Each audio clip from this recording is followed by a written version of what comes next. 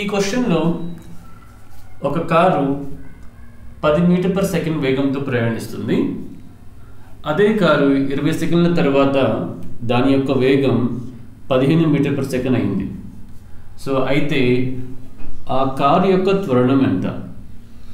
If the velocity of a car changes from 10 meter per second to 15 meter per second in 20 seconds, then find the acceleration in the car.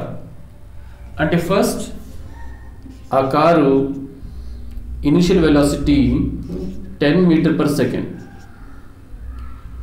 After travelling 20 seconds అంటే 20 సెకండ్లు ప్రయాణించిన తర్వాత దాని వేగంలో మార్పు అది 15 metre per సెకండ్కి వచ్చింది. So అయితే అప్పుడు ఆ కారులో ఉన్నటువంటి త్వరణం ఎంత? What is the acceleration in the car? So యాక్సిలరేషన్కి formula final velocity minus initial velocity by the time taken for the change.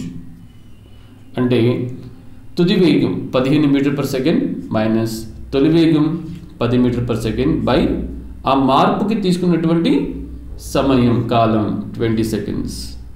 So ఇది 5/20, ఇది 1/4 అవుతుంది, 0.25.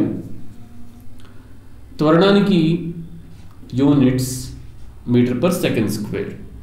సో ఇలా త్వరణాన్ని మనం కనుక్కోవచ్చు.